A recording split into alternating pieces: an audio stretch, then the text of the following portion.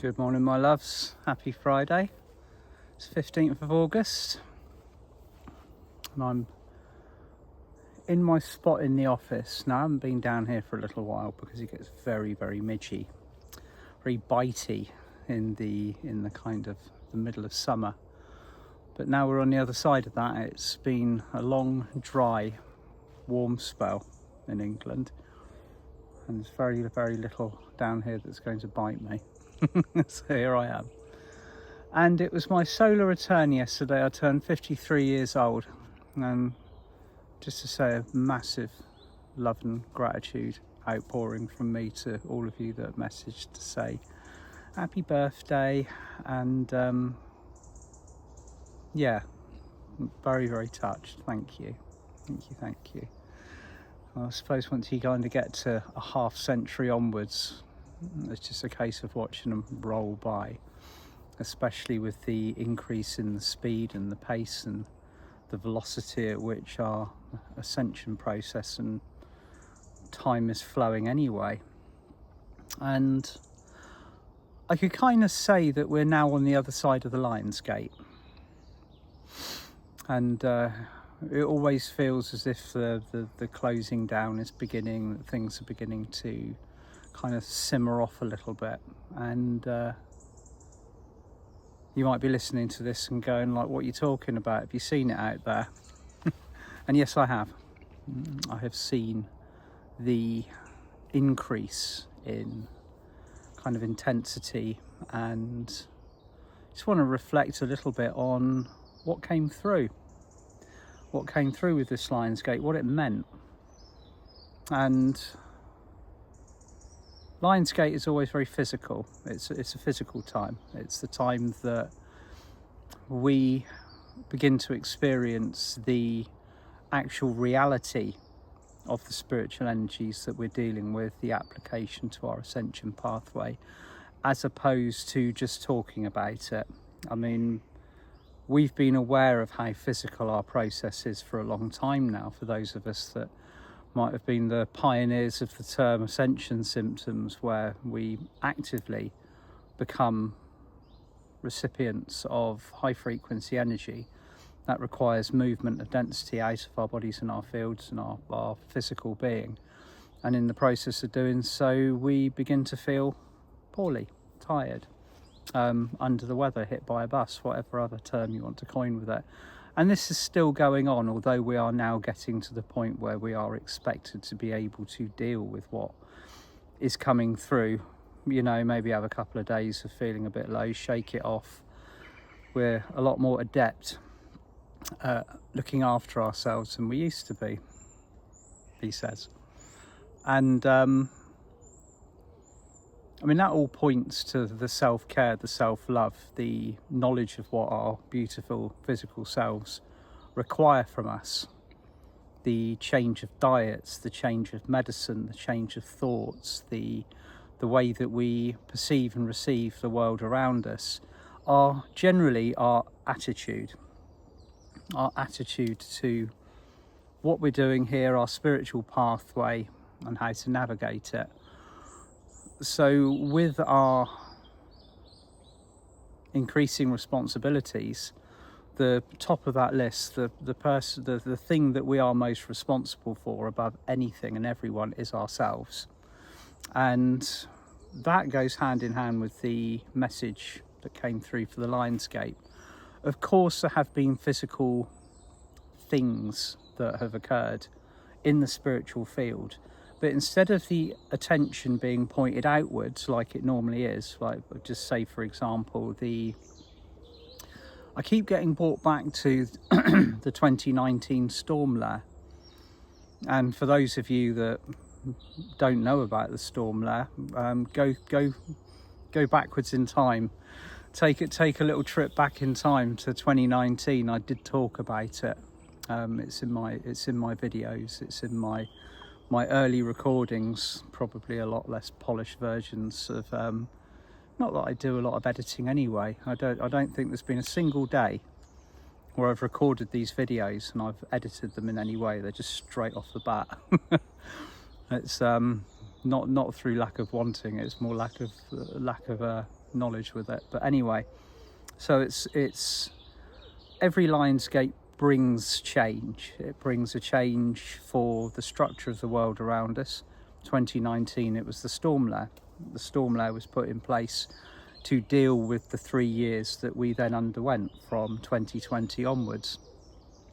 The storm layer concluded at Lionsgate 2022, but in the meantime we'd had chakra upgrades, we'd had a removal of the veil of the third eye, the astral had begun to be deconstructed, not in a way that was kind of gentle either. The whole thing was very hands-on, and here we are now. We're on the other side of Lionsgate 2025, and in this remarkably short period of time we've come from staggering through this period, wondering, you know, where we're going and what we're doing, to having a very good idea, if not fully loaded with the gravity of our soul mission, so to speak. And yes, there is a lot of responsibility on our shoulders. We are required, or being asked to,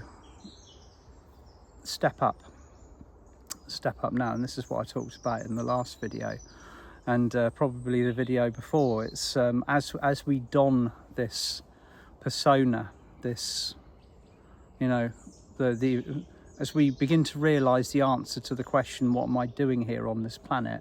Why am I here? Why did I incarnate? What's the purpose of my spiritual pathway? Why have I been through all of these tests? Why is everything so intense? It's to create the being that you are, to enable you to understand how powerful you are, and I am, everybody else out there that's doing this job, so that we can hold the light, so that we can hold the peace, so that we can hold the frequency that we need to. And I got a beautiful gift from my lovely friend Linda. Hello, hi Linda, I know you'll be watching. Who sent me some gorgeous text from the 1950s, again, The Bridge to Freedom, Thomas Prince. And this was basically to do with the Brotherhood of the Golden Robe. Now, if you remember, I've spoken and held a few videos, not at the beginning of this year, the beginning of last year, about how the role of the Brotherhood of the Golden Robe has changed. Now, initially, the Brotherhood of the Golden Robe was a group of ascended masters or souls or beings of light upon the earth that have donned the golden robe with the specific task of alchemizing the pain of the world. Now, at the beginning of 2024, the parameters of that job had changed. A lot of us were offered to hang our cloaks up. You know, we've done our bit.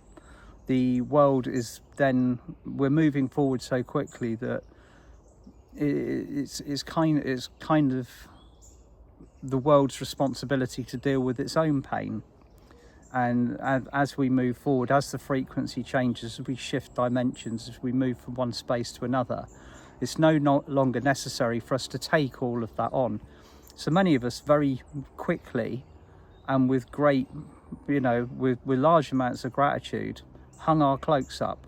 And for those of us that chose to keep on wearing them, the job role changed. And it changed the holders of the light, holders of the peace, holders of joy, holders of the new frequencies that are coming in.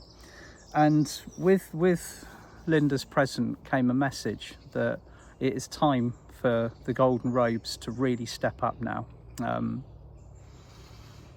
Some of you might be wearing a golden robe.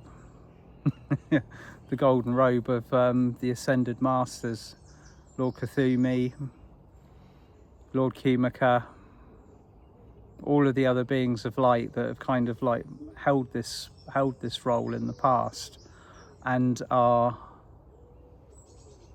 adept at dealing with the human condition, the way in which we have processed living in the third dimension, navigating it, and inevitably stepping onto the other side. So it's time to step up again. It's time to actually be aware of what we're going to do. And it's not just a role for the holders of the golden robe, it's for every single one of us. It is time to really understand that the world is in conflict. The world that we see around us is in distress because of the shifts, because of the magnitude of the change. Again, I refer to the kind of the musings of the Intergalactic Council, where they've spoken with one another and said things are occurring that we couldn't possibly have predicted. You know, we have an idea of the way that this is going to go and how we're going to do it, but you can't factor into the equation what happens when millions of people wake up simultaneously under pressurized circumstances. All of the emotion in the fields that need dealing with, all of the shifts and the changes that are occurring around us, and also more applicable than anything else, the response of the 3D matrix in its attempts to defend itself, which I might add it's doing so with gusto, with glee. I've never seen before the quantity of distractions thrown into the field, and they are effective. They are effective because we are still wired into our old world, the world that we were born into. We're wired into it financially, we're wired in it for food, for housing, for education, for support. You know, like the puppeteers that claim to have authority over every single living being. They still that psychology is so ingrained in our societies, not just in England where I'm talking about, I'm talking all around the world. These power structures were put in place to hold illusion and control, and they are very good at doing so because we are tied into the system, because we are plugged into the system in a way that we're told if we do not do as we are being instructed, then this will happen and that will happen, and all of these different things that occur. And it's not just one or two things, it's almost everything. So here comes the conundrum of rebuilding a system that is parallel but not attached into it. And this is where the alchemists, the creators, the lovers, the healers, the earth workers, the warriors of love are really being called up. Because, as I've said before so many times, you cannot fight fire with fire. Okay, you cannot meet this energy that is coming towards us, that's coming through social media, through the news, the myriad of distractions. Throwing fuel at that just simply makes it burn brighter, and it also means that we become the very fuel that we are being antagonized by. The only solution for this is to alchemize it with love. And I know so many people say, well, this is skirting around the problem, we can't possibly do that. We're ignoring it, we're ignoring the wars, we're ignoring the conflicts, we're ignoring what's on our doorstep, all of these things that are occurring. We need to be angry about it, we need to be up in arms, we need to do this. There is truth to both sides of these arguments, if you could call them an argument. It's basically just different ways of doing something. This is purely to do with frequency. Okay, the entire universe, the world that we live in, the bodies that we inhabit, the thoughts that we think, the alchemy that we create is all down to frequency. Forget everything else. It's about vibration. So think about it almost, like spiritually, scientifically, if you will, a little bit.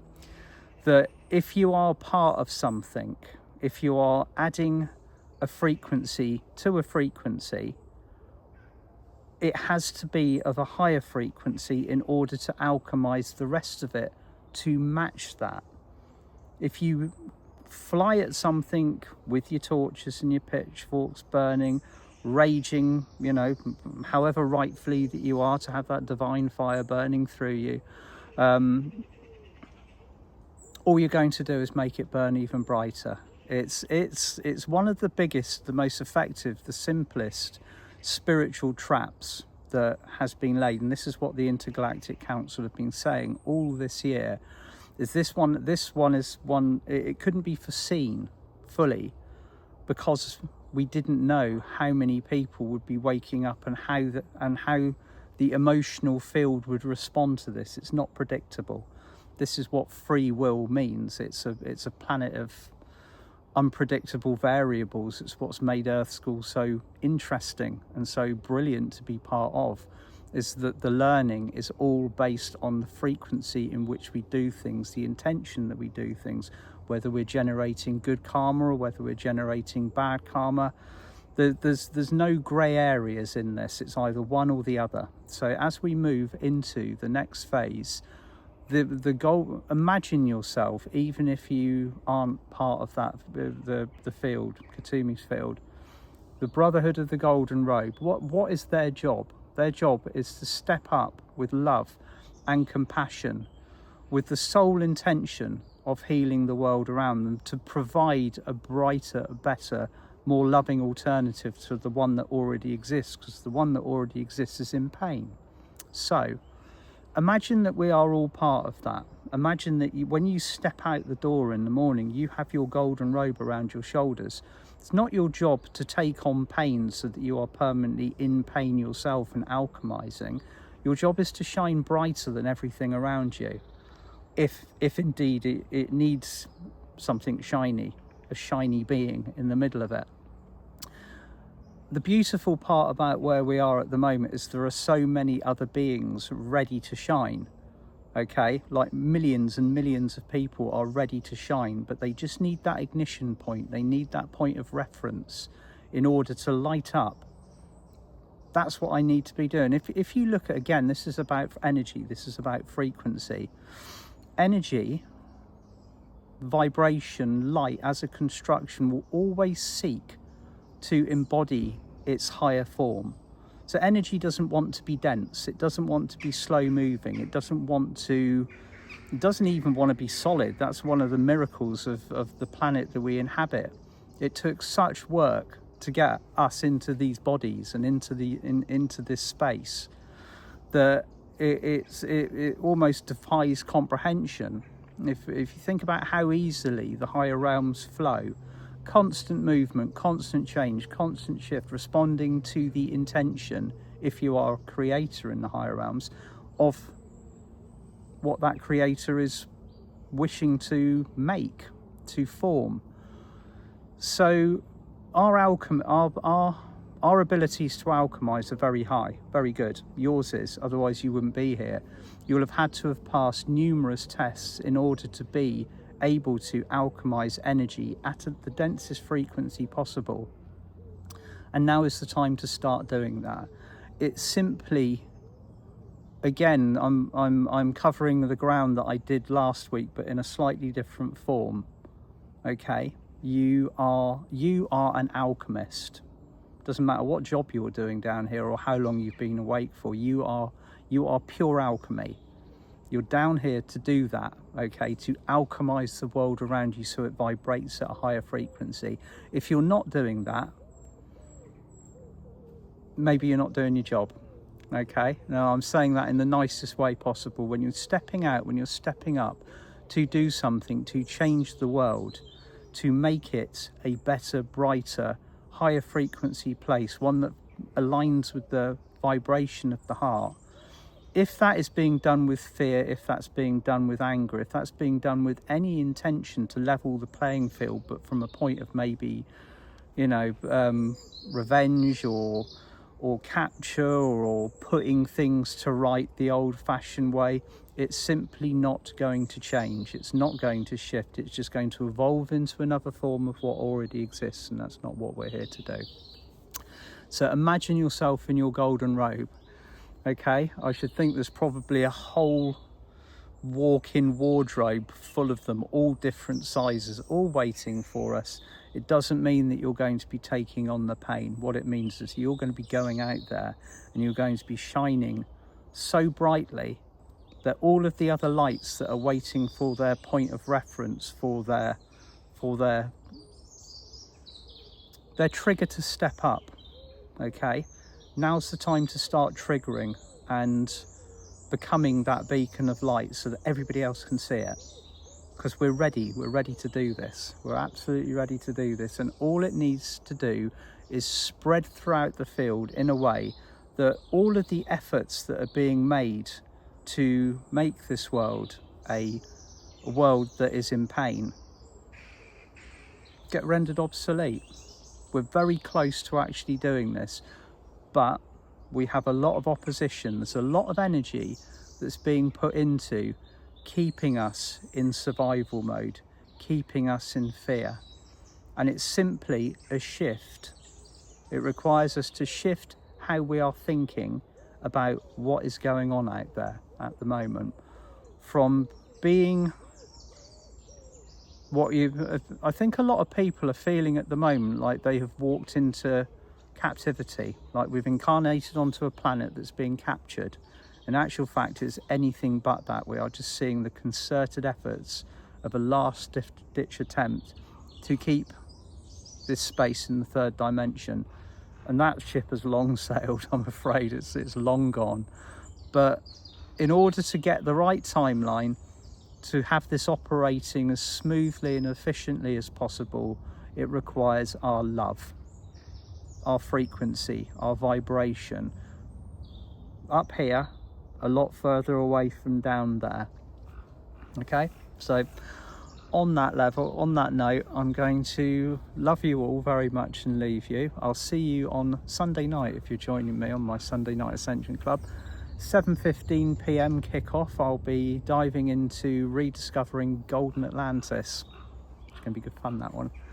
And yeah, I've got a lovely week of events. I've got an event coming up with Lavisa, and then I've got a live event with my good friend Karen May, all in the space of this week coming up. So that's the Mr. Raven gronking away up there.